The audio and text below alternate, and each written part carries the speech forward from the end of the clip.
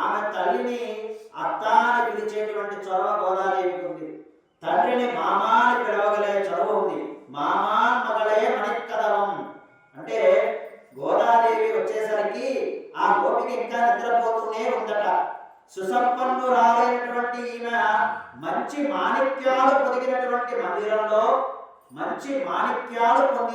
మందిరంలో తలుపేదో కిటికీ ఏదో తెలియనంత అందమైనటువంటి తలుపులో ఉన్నటువంటి ఆ యొక్క ఇంటిలో తడతడ మెరుస్తూ ఉన్నటువంటి ఆ యొక్క దీపపు కుచ్చలు అంటే ఇంటిలో ఉన్నటువంటి దీపపు స్తంభాలు పెట్టుకొని నిద్రపోతుందట. తెల్లవారిపోయి ఊరంతా కూడా హడావిడిగా ఉన్న ఆమె పట్టించుకోకుండా ఇంకా నిద్రపోతూ ఉన్నది.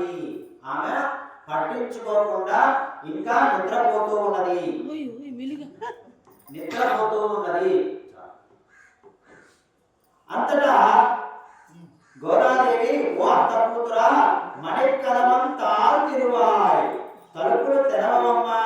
నీ మణిమయమైనటువంటి మందిరంలో తలుపేదో కిటికీ ఏదో కూడా తెలియకుండా ఉన్నది. కాబట్టి అప్పటికే లేచి ఉన్న అత్తతో మాట్లాడుతూ ఏ అమ్మ అత్తమ్మ ఎందుకు ఇంకా ఇలా నిద్రపోతోంది? పిలిస్తే పలకదు. ఆమెకు ఏమైనా కుంభకర్ణుడు ఏమైనా పూనాడా? కుంభకర్ణుడు సంవత్సరంలో 6 మాసములు నిద్రపోతాడు. కానీ నీ కూతురు మాత్రం సంవత్సరం పొడుగుతా నిద్రపోతూనే ఉంటుంది. ఎందుకు అంత మొద్దు నిద్ర అని చెప్పి గోదాదేవి ఆ గోపికను నిద్రలేపుతుంది. అయితే ఈ యొక్క పాత్రలో మాయామోహితమై ఉంది.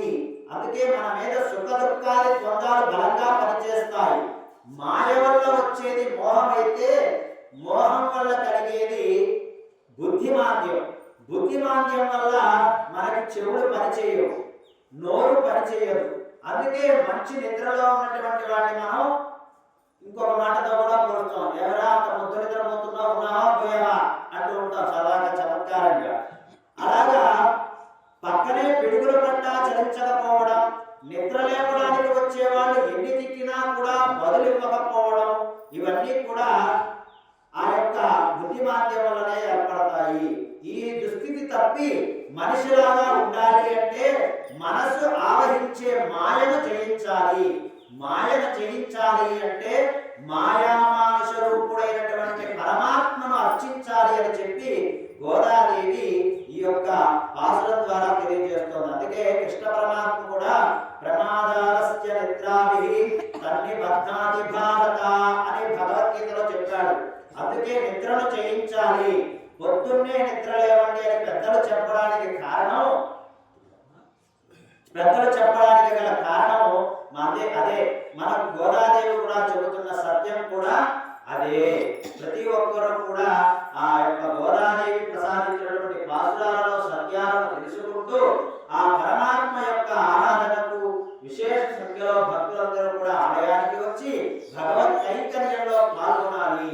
జై శ్రీమన్నారాయణ, జై శ్రీమన్నారాయణ, జై శ్రీమన్నారాయణ.